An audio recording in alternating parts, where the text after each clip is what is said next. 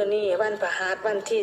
4 เดือน12ขึ้น14ค่ำเดือน1ปีมะเสงพ่อแม่พี่น้องคนใดอ้ายเอ่ยน้อง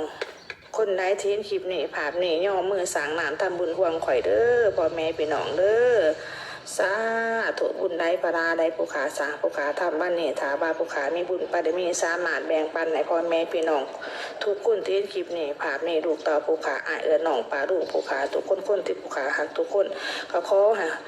ห้ได้รับอานิสงส์ผลบุญนำผู้ขาเด้อสร้างน้ำทำบุญความผู้ขาเด้อพ่อแม่พี่น้องทุกคนเมื่อนี้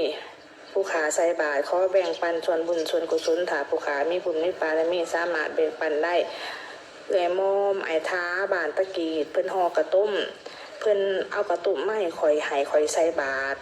เด้อเอื้อยเด้อเอื้อยมอมเด้อไอ้ท้าเด้อให้เอื้อยอ้ายย่อมือเอาบุญเอาบุญน้ำข่อยเด้อกระตุ้มเจ้ามาให้ข่อยเอามาใส่บาตรให้เจ้าเลยเด้อ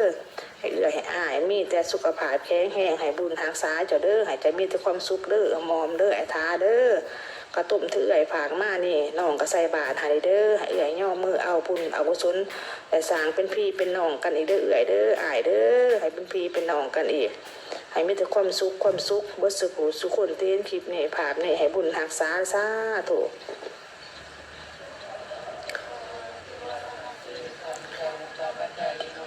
สาธุบุญได้พระราได้ผู้ขาสร้างผู้ขาทำขอให้ย้อนกลับคืนมาเด้อ